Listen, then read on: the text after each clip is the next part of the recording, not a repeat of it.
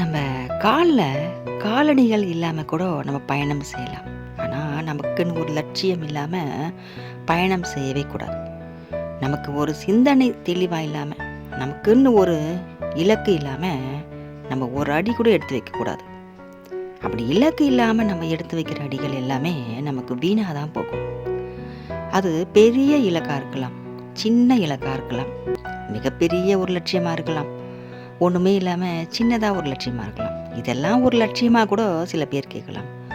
மற்றவங்களுக்கு பெருசாக தெரிஞ்சா என்ன, சிறுசாக தெரிஞ்சா என்ன, ரொம்ப பிரம்மாண்டமாக தெரிஞ்சா என்ன, நம்மளை புகழ்ந்தா என்ன, புகழாமல் நம்மளை திட்டினாதான் என்னங்க. நமக்குள்ளே இருக்க ஒரு லட்சியம், நமக்கு பிடிச்ச ஒரு லட்சியம், எந்த லட்சியத்தை நம்ம அடைஞ்சால் நம்ம சந்தோஷமாக இருப்போம், எதை நம்ம செஞ்சு முடித்தா நம்ம வாழ்க்கை சிறப்பாக இருக்கும், எதை நம்ம சாதிச்சா நம்மளால் ஒரு 4 பேருக்கு உதவி செய்ய முடியும், எதை நம்ம சாதிச்சோம்னா இன்றைக்கி நிம்மதியாக தூங்க முடியும், கஷ்டப்படுறவங்க எல்லாருக்கும் நல்லது செய்ய முடியும். இப்படி எதை நம்ம செஞ்சால் நம்ம வாழ்க்கை உயரும் சொல்லிட்டு அதை ஒரு லட்சியமாக நம்ம எடுத்துக்கலாம். அதே ஒரு இலக்காகவும் நம்ம வச்சுக்கலாம். அதனால் அந்த இலக்கை நோக்கி நம்ம பயணம் செய்யும் போது எந்த தடைகள் வந்தாலும், யார் என்ன சொன்னாலும் நமக்கு சிந்தனை அந்த இலக்கு மேலே தான் இருக்கும். அதனால் நம்ம அதால் சீக்கிரமாக முன்னேறிடுவோம்.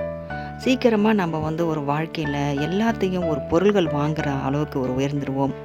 நிறைய விஷயங்கள் நம்ம சாதிச்சிடுவோம். பெரிய பெரிய விஷயங்கள்லாம் நம்ம சாதிக்கிறதுக்கு நம்ம இலக்கே நமக்கு ஒரு உதவியாக இருக்கும். அதனால் இலக்கோடு தான் நம்ம பயணம் செய்யணும் நம்மளுடைய வாழ்க்கையை. அவங்க பெருசாக சாதிச்சிட்டாங்க, உலகமே போற்றுற அளவுக்கு அவங்க சாதிச்சிருக்காங்க. நம்மளோட சாதனை எல்லாம் ரொம்ப பெருசாக ஒன்றும் இல்லை. இதை வச்சு நம்ம என்ன பெருசாக சாதிக்க போகிறோம்? நம்மளோட இலக்கெல்லாம் ஒரு இலக்கா அப்படின்னு நம்ம நினைக்கவே கூடாது. சின்ன இலக்காகவும் இருக்கலாம், பெரிய இலக்காகவும் இருக்கலாம். அது நம்மளோட ஒரு விருப்பம் தான். நமக்கு ஒரு சந்தோஷத்தை கொடுக்குதுன்னா அதை நம்ம செய்யலாம். அதே சமயத்தில் அடுத்தவங்களுக்கு தொந்தரவு கொடுக்காமல் இருக்கணும், அடுத்தவங்களுக்கு கஷ்டப்படாமல் இருக்கணும், அடுத்தவங்களுக்கு எந்த ஒரு மன வருத்தத்தை நம்ம உண்டாக்கக்கூடாது. பாவத்தை நம்ம சம்பாதிக்காமல் நம்ம இலக்கை நம்ம அடைஞ்சோம்னா லட்சியத்தோடு நம்ம பயணம் செய்வோம். நம்ம கூட உறுதுணையாக சிவன் தந்தை இருக்கார். அவருடைய பாதத்தை நம்ம இறுக்கமாக பிடிச்சிப்போம். நம்ம வாழ்க்கையை அவர் சிறப்பாக முடிச்சு கொடுப்பாருங்க. ஓம் நமச்சிவாயா. திருச்சிற்றம்பலம்.